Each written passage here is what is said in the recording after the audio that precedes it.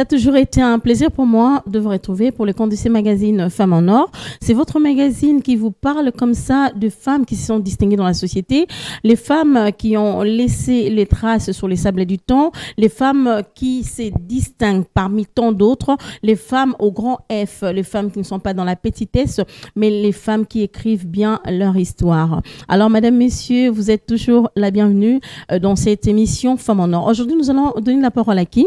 Nous allons donner la parole à une grande dame qui évolue beaucoup plus dans l'éducation. Et vous le savez, tout comme moi, que l'éducation est le cheval de bataille du chef de l'État, Félix-Antoine Tshisekedi Tshilombo. Alors, sur ces plateaux, nous allons recevoir la promotrice de l'école Les Amis de Daniel. Elle se nomme Madame Nadine Nzambo Waters. J'ai pas massacré votre nom. Madame, bienvenue. Merci. Vous êtes la promotrice d'une grande école. Tenez-vous bien avec votre micro parce que on se prépare déjà pour la rentrée scolaire. Comment vous vivez ces instants? Nous préparons, vous savez, chaque année, Oui. on évolue. On aimerait bien, on souhaiterait bien, l'année 2023-2024 se passe encore par excellence. Ok. Ça va déjà, vous avez une grande vision pour votre école. Hein? Bien sûr. Voilà. Alors, vous êtes la promotrice d'une école.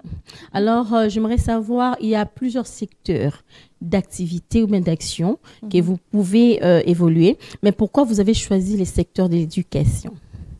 Dès le départ, je suis pédagogue. Ok, très bien. Voilà. Oui. Et puis, par rapport à les amis de Daniel, j'ai un enfant, Daniel, c'est lui qui est autiste. Ok. Et c'est lui qui m'a poussé à pouvoir créer l'école.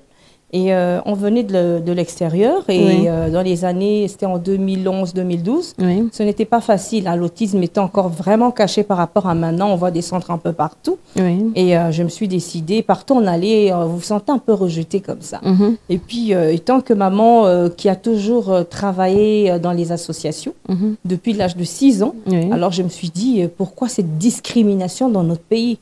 Alors, comme j'aime beaucoup mon pays, j'ai dit non, je dois faire quelque chose en République démocratique du Congo et faire ressortir les enfants et leur donner de la valeur. Ok. Alors, il faut, Madame Nadine, éclairer la lanterne du public à ces sujets. Est-ce que l'autisme, c'est une maladie?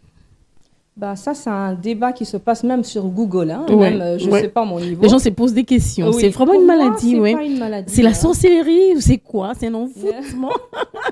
Pour moi, l'autisme, on n'est Oui. pas. Pour moi, c'est pas une maladie, mais c'est Oui. une condition. Ok. On vit avec. Mais Ok. petit à petit, et plus vous éduquez l'enfant, vous le formez, vous les envoyez à l'école, Mhm. ça diminue. Ça veut dire que l'enfant autiste commence et peut être apte à pouvoir gérer beaucoup d'émotions et à pouvoir apprendre. Ok. C'est vrai que chez nous, en Afrique, c'était sorcellerie. Vous avez sacrifié Tel- vos enfants, oui. membres de ténèbres, pour Oui. avoir les moyens, pour s'acheter des jeeps. Pourquoi? Pour avoir des promotions au travail. Et ceux qui sont démunis, les autistes qui sont un peu partout. C'est ça. Vous voyez Il y a que des ça autistes n'a- pauvres. Et oui, ça veut dire que ça n'a rien à voir. Oui. Le but de Maman Nadine, c'est les éduquer. Oui. C'est une école. Je veux les éduquer, qu'ils puissent apprendre Mhm. à devenir un jour autonome. Ça, c'est mon but. Donc, l'autisme n'est pas une maladie. Ces enfants autistes sont des enfants surdoués, c'est ce que vous voulez dire. Hein? Non, ils ne sont pas tous. Très surdoués. intelligents. Ils sont intelligents, Oui. mais pas tous. Oui. Il y a quelques-uns, comme chez moi à l'école, on peut voir que cet élève peut faire mieux. Ok. Cet élève a cette capacité. L'autre peut faire ceci. Et puis, on va voir comment on peut orienter cet enfant. Ah, celui-là, il est très fort en technologie. Ah, Oui. on va renforcer la technologie. Ok. Mais comme on dit, c'est une condition. Ça veut dire les médicaments, parce que c'est vrai que les autistes vont par exemple, dans les hôpitaux, chez les neuropsychiatres, pédiatres, tout ça. La plupart des médicaments qu'on leur donne, je dis la plupart, je ne généralise pas, Oui. c'est pour leur calmer. Surtout ceux qui sont en trouble d'hyperactivité, ils sont trop, ou bien ceux qui n'ont pas le temps d'être focalisés pour apprendre, Oui. on leur donne des médicaments. Mais ceux qui sont moins de troubles, ils n'ont pas de troubles, ils ne prennent pas de comprimés. C'est par rapport à ça, on dit que pour moi, c'est une condition qu'on vit avec, mais on fait des efforts pour améliorer qu'on remarque moins et que l'enfant puisse petit à petit sortir de là. Mhm. Donc, il y a des enfants autistes qui sont calmes. Il y a de ceux qui sont un peu agités. Oui. Mais est-ce que vous avez quelques caractéristiques de ces enfants? Parce qu'il y a deux familles comme ça qui ont des enfants autistes et qui les abandonnent dans des églises pour dire que non, c'est vraiment un enfant sorcier. Mais comment reconnaître que cet enfant vraiment souffre de l'autisme? Je ne sais pas si ça s'est dit, mais s'il souffre de ça, bon, oui. On va aller avec, hein, on va faire avec. En fait, l'autisme, il y a une différence entre un sorcier et un autiste. Je ne vais pas vraiment entrer en détail, mais un autiste va pas te faire semblant. Vous savez qu'un sorcier est rusé. Hein. Il ne va pas montrer qu'il est en train de vous ensorceler. De vous envoûter. De vous envoûter. Mais un autiste, il est comme tel qu'il est. Par exemple, un autiste qui a un problème auditif, ça veut dire que lui, la sensibilité auditive il peut être ici, mais il peut capter le bruit. Ils ont l'habitude de se boucher les oreilles parce que c'est sensible. Et vous allez voir dans les églises, voilà, il est en train de communiquer avec les démons. Ou bien ils sont en train de balancer les bras, ou bien soit ils ne vous regardent pas, et puis ils vont dire, voilà, ou bien ils ne me fixent pas. Ça veut dire de la sorcellerie. Ah, ce sont comme ça des signes comme ça pour reconnaître ça, c'est l'autisme. C'est l'autisme. Ou bien ils peuvent venir vous regarder de près comme ça, ils vous regardent de près comme ça. Vous voyez, il y a tout ça. Alors vous devez faire la différence entre les deux. Mais peu importe, moi je ne suis pas là, moi je suis pour l'éduquer, peu importe leur capacité spirituelle, qui vont dans les églises. Madame Nadine est éducatrice. Et plus que même le pasteur. Ah oui, ça c'est... Mais c'est vrai, maman. Je reçois des enfants, un enfant de 3 à 5 ans, s'il vous plaît. Chers parents, vous les emmenez à l'église. Parce que l'enfant a l'autisme, vous allez faire un enfant de 3, un jeune de 3 à 5 jours à sec. Que l'enfant soit délivré. Mais l'enfant va encore piquer plus de crise et après, l'enfant va s'affaiblir. Mais ça ne sortira pas. Oui, parce que madame, vous avez vécu à l'étranger, vous connaissez au moins cette maladie. Mais il y a des femmes qui vivent, par exemple, dans des provinces, ou bien dans des coins reculés. Ils voient un enfant comme ça, ils disent, carrément, ça c'est vraiment un sorcier. Hein. Ne parlez pas de province, nous sommes à Kinshasa, ça se passe. Même à Kin. Oui, ça se passe. Vous n'avez pas besoin, moi je reçois un parent qui dit, madame, c'est vrai que vous êtes une école, mais n'allez pas loin, c'est la sorcellerie familiale. Et puis je dis, papa, comme c'est la sorcellerie familiale. Lui-même, les pères le disent. Oui, je dis, comme c'est la sorcellerie familiale, gérez ça en famille, moi, donnez-moi que j'éduque votre enfant. Oui, c'est ça. Demande. Voilà, l'école Les Amis de Daniel existe depuis quand, madame Nadine? Nous sommes là depuis 2014. Ouais, situé précisément où? Nous sommes à Kitambo Magasin. Normalement, c'est la commune de Ngalema, juste en face de qui le marché de Kitambo Magasin et en face de l'hôpital Ngalema Center. Ok, on va parler un peu de votre école. En fait, vous avez dit que non, c'est parce que vous avez eu un enfant autiste. C'est là vous a poussé à créer une école. Donc, vous avez surmonté cela en aidant ces enfants, non seulement votre enfant, mais les autres aussi. Alors, dans cette école, comment vous faites pour aider les autres enfants en termes d'enseignement? Qu'est-ce que vous les enseignez? C'est vrai, les Amis de Daniel est une école spécialisée qui éduque chaque enfant avec son programme. Le programme est individualisé, personnel, avec dans les différents domaines. Ça, c'est la prochaine fois, on va entrer dans les détails. Ça veut dire les enfants qui sont non-verbaux, ça veut dire qui ont juste quelques mots ou bien qui savent, qui n'ont pas de mots. Nous utilisons des pictogrammes. Les pictogrammes, ce sont des formes de dessin que nous allons échanger. Nous devons apprendre à l'enfant, au lieu tout le temps de pointer ou bien de vous tirer par la main s'il veut quelque chose, on éduque l'enfant à utiliser les pictogrammes. Hein, vous allez faire échange, vous allez aller aux toilettes, il doit chercher le dessin de toilette, boire de l'eau, tout ça, échanger.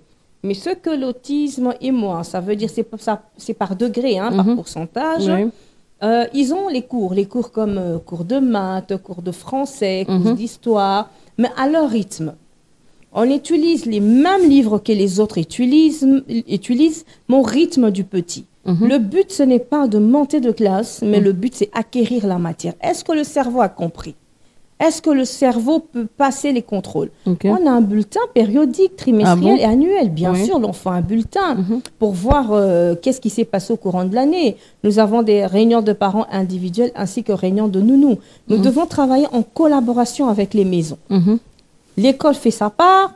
Après-midi, l'enfant, le soir, l'enfant va rentrer chez lui. Mais qu'est-ce qui s'est passé? Est-ce que vous suivez? Est-ce qu'il y a aussi des interdits? Chez nous, au début, l'enfant peut avoir différentes façons de se comporter. Mais quand il rentre à la maison, il sait que c'est normal. Je peux faire ceci, je peux crier. Mais chez nous, on va t'éduquer, on ne crie pas. On ne fait pas ceci, on ne fait pas cela.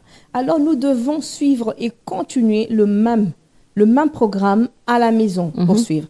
Nous avons deux sortes d'AVS. AV, ça veut dire auxiliaires de vie scolaire. Ok. Quand les enfants autistes, on voit qu'ils sont capables de retourner à l'école ordinaire, on les envoie avec auxiliaires de suivi. Ça veut dire que l'auxiliaire, l'éducateur, sera là à côté pour accompagner l'enfant à pouvoir être éduqué. Et puis, nous avons aussi... Jusqu'à la maison? Non, c'est plus à l'école. Okay. Les autres auxiliaires de vie sociale, là, nous entrons dans les maisons. C'est un peu rare, sincèrement. C'est pas tous parents qui acceptent, parce que là, c'est leur vie privée. Oui. Les parents qui acceptent, nous allons faire le suivi jusqu'à la maison pour papa.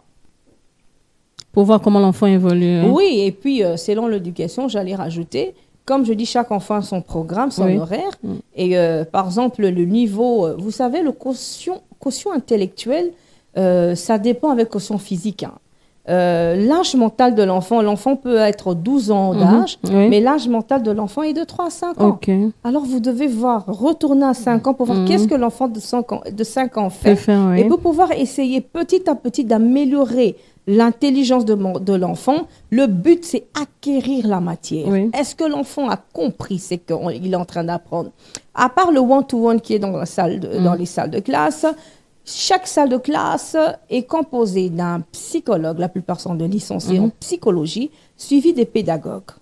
Les deux là doivent gérer la classe. Et il y a des assistants, il y a des aides.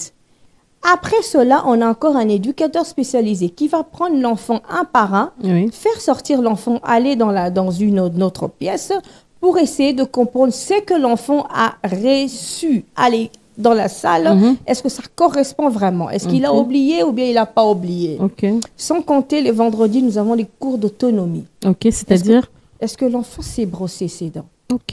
Est-ce que l'enfant sait se déboutonner ou bien boutonner? Est-ce qu'il sait un jour pouvoir porter ses chaussures seul sans aide? Est-ce que quand il mange, en tout cas chez moi, vous venez, vous allez trouver votre lèvre, ouf, désolé, vous allez trouver... Non, c'est pas grave. Oui, c'est pas grave, vous restez comme ça. Vous allez trouver l'élève, il doit débarrasser dans son assiette. Après avoir mangé, l'enfant rentre, débarrasse. Vous allez trouver l'enfant, on va choisir selon les jours. Ils vont faire la vaisselle, femme, fille ou garçon. Ils vont nettoyer les tables. En fait, nous apprenons l'enfant à être autonome. La cuisine. Il y a aussi des cours de cuisine. Ah bon? Oui, cours de boulangerie, la pâtisserie. On apprend aux enfants. Nous avons aussi, par rapport aux formations, nous avons aussi de formations. Vous savez que ces enfants grandissent. Ceux qui peuvent retourner à l'école ordinaire vont à l'école ordinaire. C'est possible. Oui, c'est possible. Avec l'AVS, auxiliaire de vie scolaire. Parce que dans une école ordinaire, j'aime pas dire normal parce que le nôtre ne sont pas les anormaux. C'est ça, On va parler ordinaire. Ordinaire, c'est mieux, là. C'est mieux, hein? Pour ne pas léser les esprits, Ça fait bien, ça sent bien. Tellement que vous aimez les enfants, il faut être ordinaire. Moi, les enfants, oui, je les aime parce qu'on doit préparer la réveillon. Dans une salle, vous savez qu'il y a une maîtresse ou un professeur à plus de 20. Il ne va pas laisser tous ces 20, 25 élèves poursuivre le vôtre.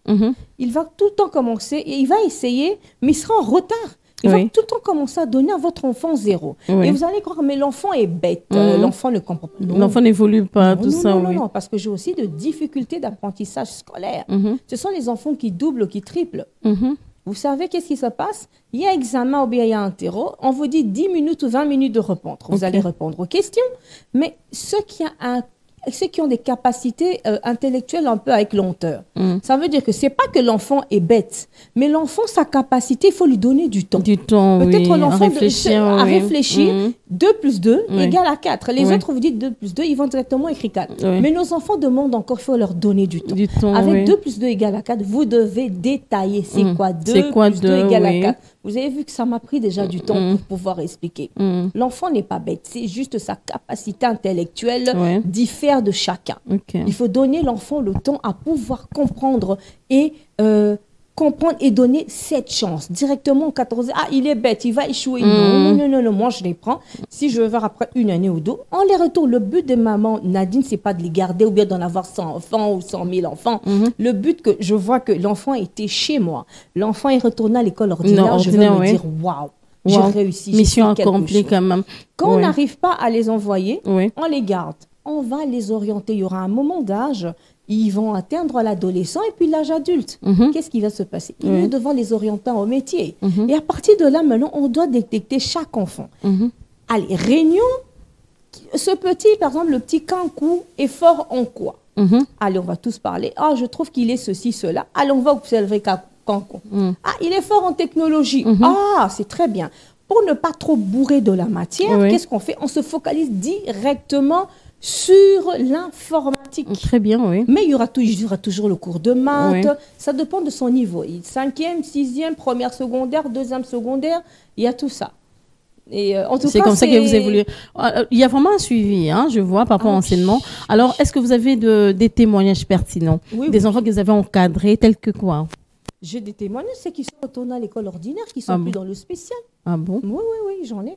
Ils ont commencé dans l'école... Non, peut-être qu'il a commencé à l'école ordinaire. Oui. On a dit que ça ne servait à rien, il fallait doubler, tripler, ils emmènent chez moi. Mais minimum, c'est 2 ans, maximum, c'est plus de 3 ans. Et puis, l'enfant retourne avec auxiliaire. Mais ce sont des enfants qui parlent quand même. Oui, ils parlent. Oui, ils parlent. C'est une réussite en tout cas, c'est avantageux. Alors, du côté de personnel, vous avez aussi des personnels qualifiés, hein? Oui. Ok. À part les psychologues que vous avez cités.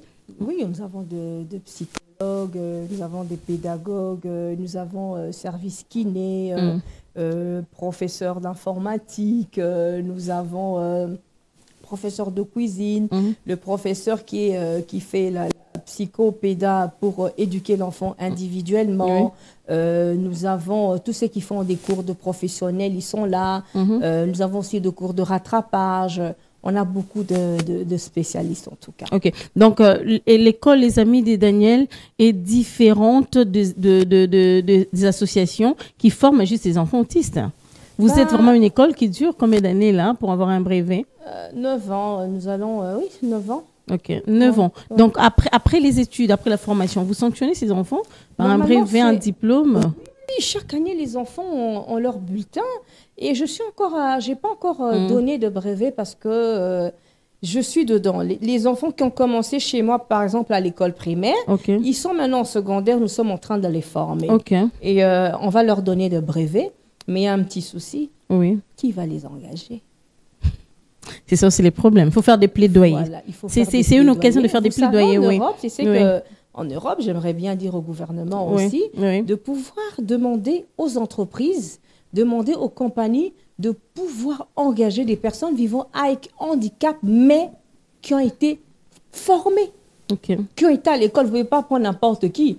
Ceux qui ont reçu un diplôme, vous avez regardé, il a étudié où, est-ce qu'il est capable de travailler? Ne fût-ce qu'engager, même jardinage est très important. Leur offrir. Même cuisinier. Même cuisinier, même boulanger. Oui, il faut. Ça, c'est vraiment, je commence par le minimum possible. Mais il y a ceux qui peuvent travailler à l'administration. Moi, j'ai un autiste qui travaille à l'administration. Il a commencé chez moi. Il a maintenant plus de 40 ans. Il est fort en informatique. Il tape les lettres de communication. C'est lui qui le fait. Mais est-ce que vous avez déjà eu à faire ces plaidoyers? Parce qu'il y a déjà un ministère qui s'occupe des handicapés. Est-ce que vous avez eu déjà le temps de contacter ces ministres pour faire un plaidoyer? Presque tous les ministres. En fait, ça n'a pas évolué, hein? Ça n'a rien abouti. On attend toujours. On attend toujours. C'est vrai que j'ai contacté beaucoup de ministères qui ont à voir avec le secteur de l'autisme, parce que ça fait beaucoup.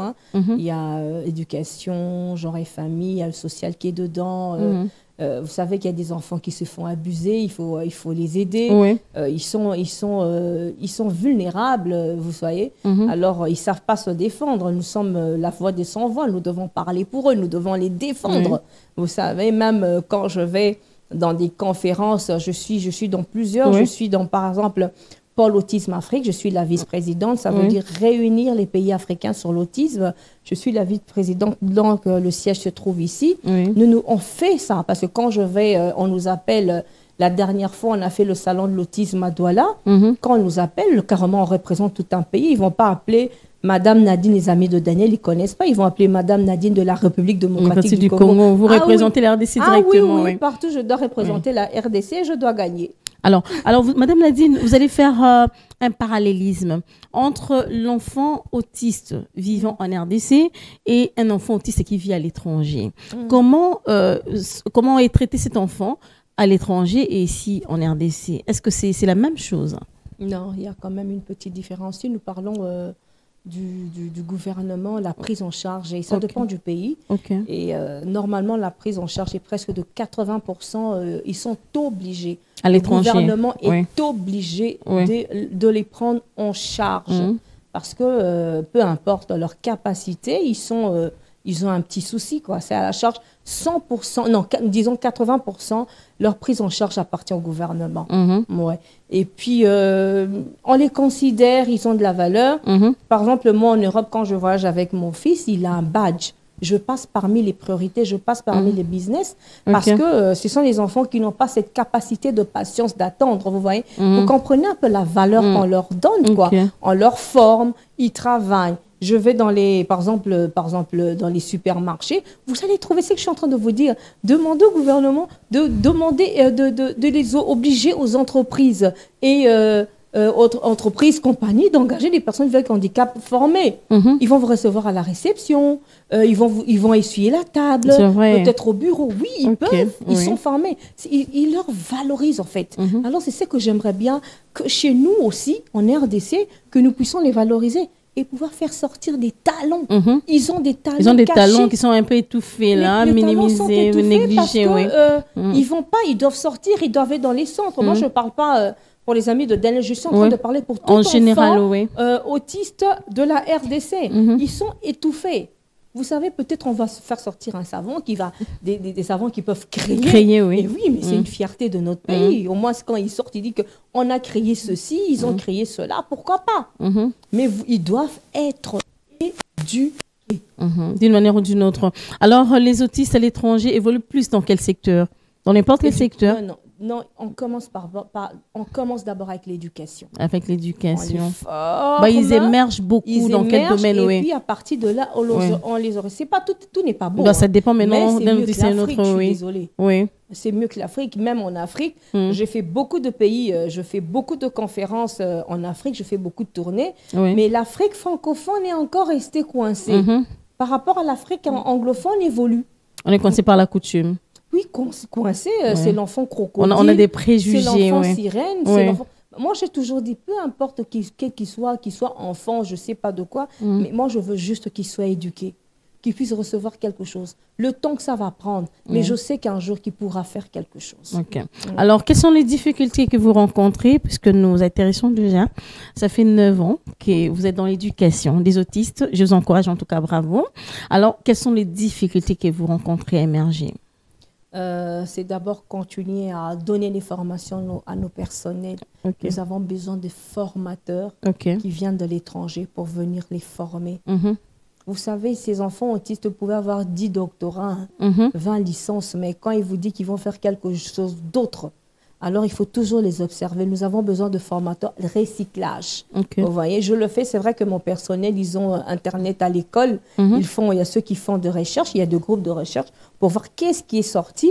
Et on regarde, moi, Madame Nadine, il n'y a pas seulement un seul système. Moi, je prends du tout. Je prends du tout, le but que l'enfant puisse acquérir, que l'enfant puisse comprendre. Ça, c'est Madame Nadine. Vous voyez? Et ça, c'est le grand souci. Deuxième souci, il n'y a pas assez de centres, il n'y a pas assez d'écoles dans nos pays. Nous devons créer. Je reçois beaucoup d'appels. Vous êtes la seule école en RDC? Non, pas du tout. Il y a des écoles, il y a des centres, tout ça. Et le but, ils sont nombreux encore dans les maisons. Vous voyez, ils grandissent. Qu'est-ce qu'ils deviendront? Vous allez traiter des fous. Si les parents meurent, un jour, on va passer. On va mourir. On va le laisser à la charge de qui? Par exemple, mon fils, je vais le laisser à la charge de qui? De sa soeur? Sa belle famille a dit, ton frère qui est sorcier, là. Je le laisserai à la charge de qui? De mon frère et de mon fils? Sa femme va... Non, on doit chercher maintenant qu'on doit programmer pour voir qu'est-ce qu'ils deviendront un jour sans nous. C'est prendre en charge, oui. C'est prendre en charge. Juste l'exemple, il y a une famille à Lubumbashi. On m'a appelé. Les parents sont morts. Le papa est mort. Quelque temps après, la maman n'a pas supporté le choc. La maman aussi est morte. Les enfants se sont partagés le bien, ont oublié le petit autiste. Oh là là. Et pourquoi? Parce qu'ils pensaient qu'ils ne servaient à rien. Nous devons dire à nos parents, parce que tout le temps on les cache. Vous devez dire à la famille, j'ai un enfant un tel, j'ai un enfant comme ça. Ces enfants demandent que de l'amour. Vous savez qu'ils ne connaissent pas le danger 24 heures sur 24. Ils doivent être protégés. Protégés, oui. 24 heures sur 24, vous devez le protéger. jusqu'à ce que vous les éduquez petit à petit, il y aura des interdits. Comme chez moi, il y a des interdits. On ne peut pas faire ceci, il ne faut pas faire cela, on ne touche pas à ça. Mais l'enfant se retrouve dans la rue en train de demander. Même pas demander, il ne sait pas demander, en train de manger, de mendier. Mais ça veut dire les parents, c'est ce que je dis aux parents, vous ne pensez pas que ça arrive à d'autres. Préparez l'avenir du petit maintenant. Ne pensez pas que le frère va vraiment faire ceci ou bien la sœur. Ils sont là encore en famille, il y a l'union, il y a l'amour. Mais il faut savoir que quand les parents partent, si cette famille n'est pas unie, il y a une séparation terrible. Parce qu'il y a des conjoints qui entrent. Il y a des maris, des femmes qui peuvent changer de comportement. Des marâtres. Des marâtres, oui, il y a tout ça. N'en parlons pas. Un peu. Alors, vous devez préparer l'avenir de l'enfant. Qu'est-ce qui va se passer, moi, après, Nadine, si je ne suis pas là, Daniel, qu'est-ce qu'il deviendra? C'est ça. C'est maintenant que je dois préparer l'avenir de Daniel. Bah, je vois que Daniel est tellement gâté, là, chouchouté par sa maman. Non, maman. Bel exemple à suivre. Hein. Non, c'est pas que Daniel ne pas chouchouter. Au contraire, Daniel, il faut fournir beaucoup d'efforts qu'il puisse, comment on appelle, grandir en tout. Oui. Hein, physiquement, moralement, Daniel doit grandir. Parce que si je ne parle pas de lui, il n'y a personne qui parlera d'un enfant autiste. Oui. Nous sommes obligés de parler de ces enfants parce qu'ils sont vulnérables. Ok. Vous voyez, ils sont vulnérables, on les abuse, ils peuvent faire n'importe quoi. On n'a pas de choix, ce sont des enfants faibles, on doit les aider. Alors, Madame Nadine, qu'est-ce que vous prévoyez? Parce que bientôt là, ce sera la rentrée de classe. Qu'est-ce que vous prévoyez pour cette année 2023-2024? Renforcer le professionnalisme. Tout ce qui est professionnel. Essayer encore de renforcer ça et pouvoir faire la part de choses, vraiment leur diriger selon leurs droits, leur diriger selon leur capacité. L'inscription est gratuite chez vous, là? Non, c'est pas gratuit. Ça coûte cher, je vois. Ben, vous savez, est-ce qu'ici, dans tout le pays, il y a combien d'écoles? Il y en a beaucoup. Ils ont tous le même prix? Même pas. Ben voilà, tout à fait. Alors, je sais mais pas c'est quand même abordable. Je ne sais pas vous dire si ça coûte cher ou bien ça coûte mais non, cher. il faut parler. Quelles sont les conditions? Parce qu'il y a des parents qui vous suivent, qui veulent comme inscrire leurs enfants dans votre école, tout ça. Ils doivent venir demander les conditions. En fait, le problème avec Madame Nadine, c'est pas un problème. Hein. Ça, c'est l'avantage plutôt. Une salle de classe, votre enfant peut être suivi par 6 à 7 personnels. Très bien, oui. Vous comprenez? Oui. Alors, 6 à 7 personnes professionnelles est en train de suivre seulement votre enfant, oui. Seulement votre enfant. Oui. Et ça demande beaucoup à Madame Nadine parce qu'elle a beaucoup de personnel. Je veux un résultat. Oui. Vous savez, de fois quand je me regarde le personnel, les éducateurs, je les félicite. Hein, c'est pas donner à n'importe qui de pouvoir les garder. Il faut avoir un grand cœur. Ils sont vraiment. Premièrement, il faut d'abord leur donner de l'amour. Oui. Ils sentent que si vous les aimez, et puis après, maintenant, on va parler de l'éducation. Ah, très bien, je vous encourage en tout cas, Madame Nadine. Les amis de Daniel à Kinshasa? Oui, pour le moment, oui. Pour le moment, mais vous avez une vision pour oui, j'ai une vision vous élargir dans toutes les provinces, partout dans la République démocratique du Congo. Alors, on vous donne la parole pour lancer un message. Ok. Je lance un message aux parents qui restent encore coincés. Sujet de honte, je vous encourage, Madame Nadine, j'ai un enfant autiste et je gère beaucoup d'enfants différents, des enfants spéciaux. Ce n'était pas facile pour moi au début d'accepter. J'étais comme vous. Et puis, je me suis dit, si je ne sors pas pour parler d'eux, il n'y aura personne qui le fera à ma place. Je vous encourage à venir. Je sais qu'il y a des familles divorcées, séparées, les belles familles qui font souffrir les femmes. En tout cas, je demande à toutes les mamans du courage. Les papas qui sont seuls aussi du courage. Les familles qui ont 2, 3, 4 enfants autistes, je vous encourage. Madame Nadine est là. J'aimerais bien lancer, par exemple, au gouvernement de pouvoir créer des centres de formation parce qu'ils grandissent. Ils sont en train de grandir. C'est vrai, ils vont dans les centres, ils vont à l'école, mais quand ils sont formés, ils sont bien orientés. Au moins, à partir des formations, on sait savoir où est-ce qu'on pourra les orienter. Les orienter et puis demander aux compagnies, aux entreprises d'engager ne fût-ce qu'une personne vivant avec handicap qualifiée. Et quand je parle de handicap mental, parce que quand on vous parle d'une personne handicapée, on va plus le physique, vous voyez. L'handicap, il y a le mental, il y a le physique, il y a tout sorte. Alors, nous devons pouvoir les orienter. Merci beaucoup. Merci beaucoup, Madame Nadine Zamboatas. On a l'impression d'écouter une maman pasteur qui est en train d'exhorter ou d'édifier son peuple. Ah bon?